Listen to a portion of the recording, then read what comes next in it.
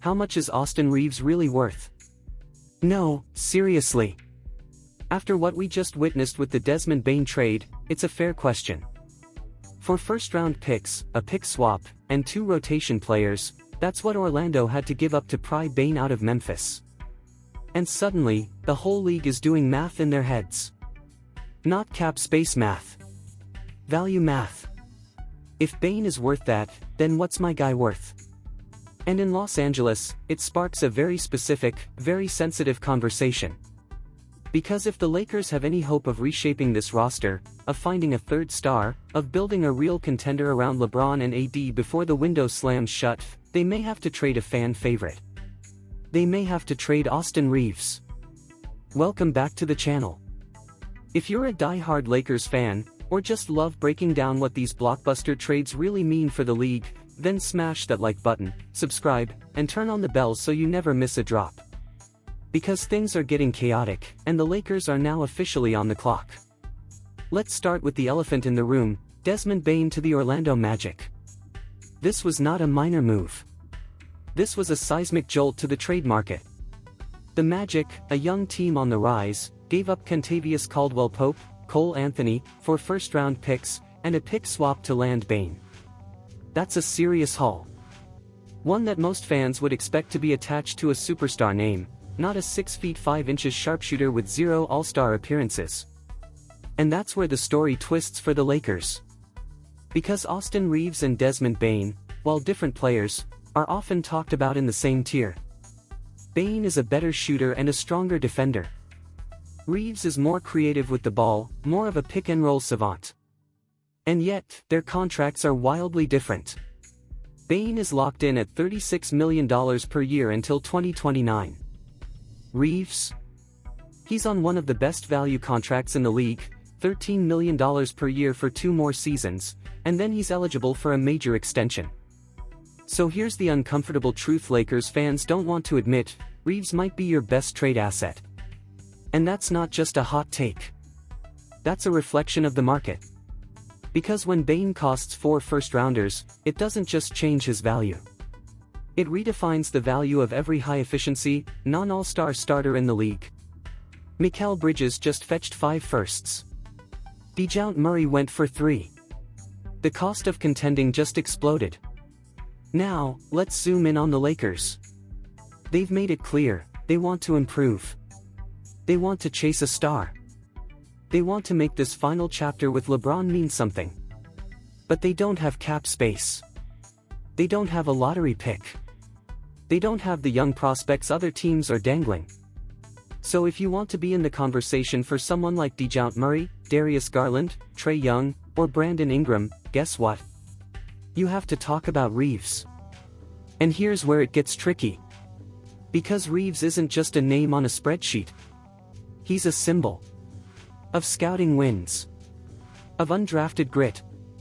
Of Laker DNA, as they like to call it. He's the guy who went from role player to Team USA starter in under 2 years. Trading him? That's not just cold business. That's emotional warfare for the fanbase. But we need to ask the hard question. Do the Lakers want to win now, or keep their comfort pieces? Because make no mistake, Reaves' value will never be higher than it is right now. His contract is gold. His production is peaking. And teams around the league see him as more than a secondary scorer. They see a third-option creator who can swing playoff games. So what could he fetch? Let's talk scenarios. Let's talk realistic targets. Imagine a 3-team trade. The Lakers send out Reaves, Rui Hachimura, and maybe Gabe Vincent for salary purposes, plus 2 first-round picks. In return, they bring back a two-way star like Mikal Bridges or a dynamic playmaker like Darius Garland. Suddenly, the offense has a new engine. LeBron has a perimeter weapon. AD has space to operate. Would it hurt to lose Reaves? Of course. But if the goal is to win, not just survive, these are the tough calls championship teams make. And here's the crazy part, the Bane trade made this math public. There's no more hiding behind the excuse of, we don't want to overpay. The market has already reset. The cost is clear. Now the Lakers have to decide if they're buyers, or if they're just holding on. And maybe that's why this whole situation is so emotional. Because on one hand, we get it, Reaves embodies everything Lakers fans love. The underdog. The loyal teammate. The guy who said no to the Spurs to stay in LA. But the Bane deal is a cold reminder, this is not a fairy tale league. This is a league of leverage, timing, and ruthless value extraction. So when you see Orlando push all their chips in, when you see Memphis say yes to a full reset, and when you watch Kevin Durant literally pick warm weather over better rosters, you start to see the landscape for what it really is. The Lakers don't have time to wait. LeBron is 40 in 6 months. AD has 2 peak years left, maybe. And the West isn't getting softer. Luka's coming. Wemby's coming. SGA is already here. If the Lakers want to do more than make the playoffs, if they want to actually win a title, then bold has to beat safe. And that's where Reaves enters the fire. Because if a player like Bane can unlock a contending window for Orlando, what could Reaves unlock for the Lakers? Would Cleveland say yes to Reaves, Hachimura, and a pick for Garland? Would Brooklyn take him in a deal for Mikal and Kem Johnson? Would Atlanta include him in a DeJounte plus Bogdan combo? We're not talking fantasy. We're talking fair market trades, after the Bane benchmark. And maybe this is the real lesson from all this. The Lakers don't need to chase pipe dreams anymore. No more praying for Giannis. No more rumors about Durant. No more fantasy trades for Embiid. They need to work within the actual market. And right now, that market says, Austin Reaves is valuable enough to be a headliner. The only question is, do the Lakers have the guts to use him? Let's be honest. The Lakers aren't the only ones facing this crossroads. The Bane trade shook the entire league.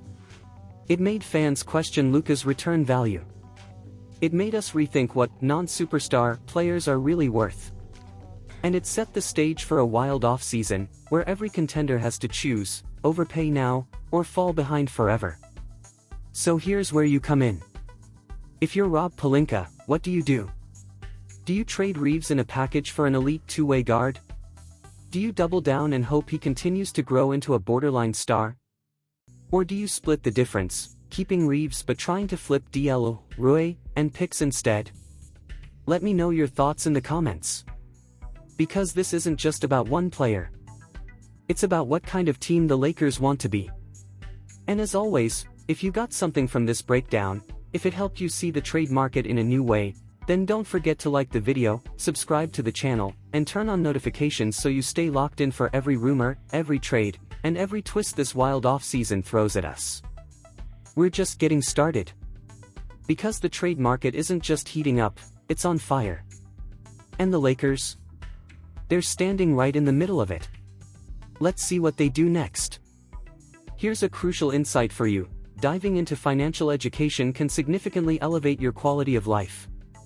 In the realm of finance, take the time to explore bonds and stocks, with a special emphasis on real estate investment trusts, REITs.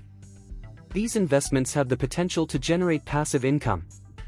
Approach this journey with diligence and opt for reputable investment brokerages globally. By doing so, you'll be laying a solid foundation for a more secure and prosperous future.